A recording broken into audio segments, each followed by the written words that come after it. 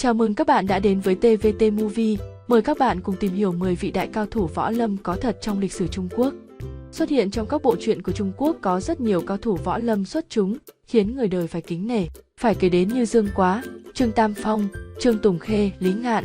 Thế nhưng có những vị tướng chỉ là sự mường tượng, sáng tạo thêm của nhiều tác giả, nhưng ít ai biết có 10 vị đại cao thủ võ lâm có thật trong lịch sử Trung Quốc. 1. Nhạc Phi. Nhạc Phi là anh hùng dân tộc lỗi lạc của Trung Quốc. Đồng thời, ông còn là nhà quân sự tài ba, thông minh, danh tướng chống quân Kim thời Nam Tống. Nhạc Phi là một trong 5 vị quan trong thời Nam Tống được thờ tại Đế Vương Miếu được nhà Minh, nhà Thanh xây dựng. Khi còn nhỏ, ông đã có sức mạnh phi thường, có thể nâng cây cung nặng đến 150 kg, kéo một chiếc nỏ nặng đến 440 kg một cách dễ dàng. So với các sư phụ như Chu Đồng, Trần Quang, ông cũng thua kém gì. Võ nghệ cao cường kết hợp với tài bắn cung bách phát bách trúng.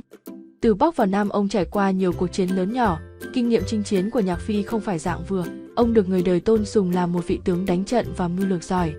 Bản lĩnh và tài năng xuất chúng nơi xa trường đã mài giũa một Nhạc Phi hùng dũng, kiên cường.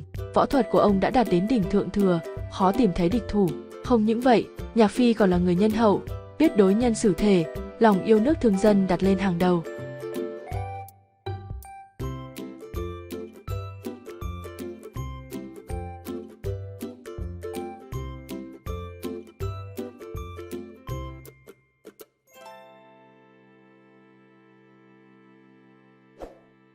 2. Trương Tam Phong.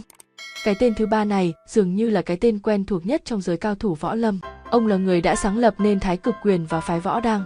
Nhân vật này từng xuất hiện trong tác phẩm nổi tiếng của nhà văn Kim Dung, được độc giả vô cùng mến mộ bởi tài năng võ thuật tinh thông. Trương Tam Phong từng được Thái Tổ Chu Nguyên Chương mời về làm quan lo thế sự nhưng ông đã cự tuyệt từ chối. Theo sử sách ghi chép, Trương Tam Phong được miêu tả là người có ngoại hình hơi cổ quái, râu rậm, tóc dài trắng, đặc biệt có khả năng đi nhanh như gió, thoát ẩn thoát hiện. Ông chăm chỉ luyện võ và khí công đến mức quên ăn quên ngủ.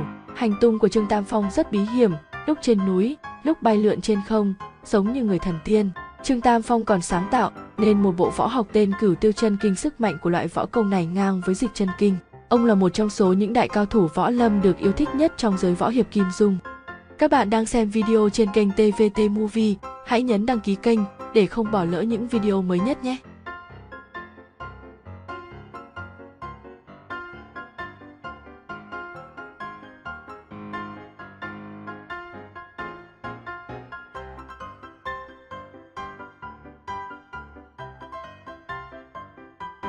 3. Trương Tùng Khê. Trương Tùng Khê sống trong thời nhà Minh, nổi tiếng là người có võ công cao siêu. Ông cũng là người đã sáng tạo nên hai thuật quyền dũng là nội gia và ngoại gia. Ngoại gia có công năng là đối kháng, đánh thắng đối phương một cách bất ngờ, nhưng nội gia lại khác, có thế võ chậm rãi và khoan thai. Nếu ngoại gia là đối kháng thì nội gia ngược lại mang tính chống cự, đỡ đòn. Suy xét kỹ, nội gia có tính thiện hơn ngoại gia, vì nếu không gặp tình huống nguy cấp hay quá nguy hiểm thì sẽ không ra đòn. Đặc biệt đối với hai loại binh thuật này chỉ được truyền dạy trong gia môn hay những đệ tử thập nhất mà không lưu truyền ra bên ngoài. Theo tiểu thuyết ỷ Thiên Đồ Long Ký của nhà văn Kim Dung, Trương Tùng Khê được biết đến là đồ đệ của Trương Tam Phong nên việc trò giỏi là điều không quá ngạc nhiên. 4. Danh tướng Thích Kế Quang. Thích Kế Quang rất giỏi việc sử dụng các loại binh khí như côn, kiếm, cung, đao. Không những vậy, ông còn giỏi quyền pháp. Phản xạ của Thích Kế Quang vô cùng nhanh nhẹn và hoạt bát, khiến nhiều người không kịp trở tay. Ông là vị danh tướng nổi tiếng của thời nhà Minh. Võ công của ông đều luyện thành và đạt đến cảnh giới cao siêu khó ai sánh bằng.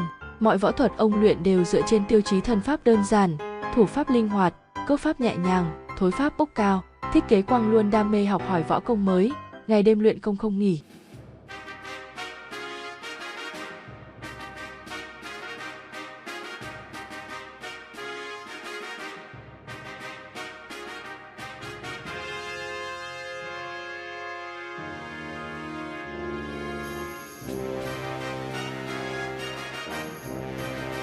5.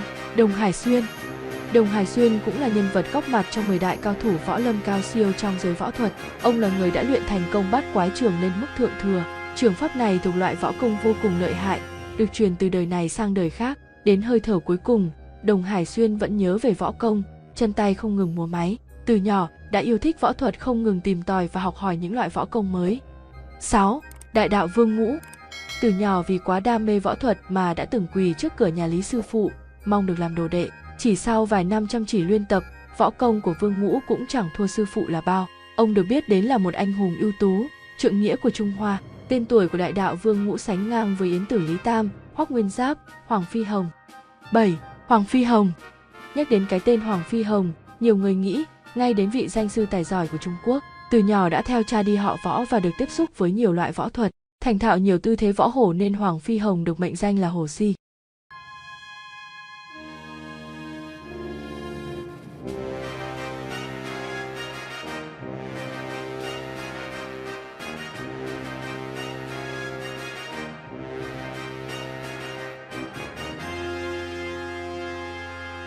Tám. Hoắc Nguyên Giáp. Trước đây, Hoắc Nguyên Giáp từng khiêu chiến với một võ sĩ người Nga sau khi dám phỉ báng võ thuật Trung Hoa. Nghe danh của ông nên võ sĩ này đã từ chối tỉ thí vì lo sợ thua cuộc. Nhân vật Hoắc Nguyên Giáp được các nhà làm phim dựng thành một biểu tượng võ thuật nổi tiếng trên toàn thế giới.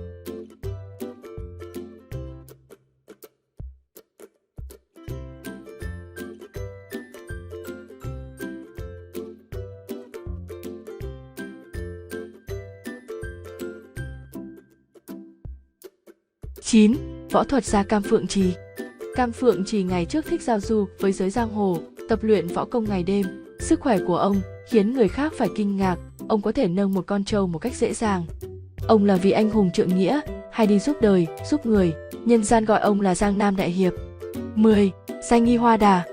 Cái tên Hoa Đà được nhiều người biết đến với danh xưng danh y.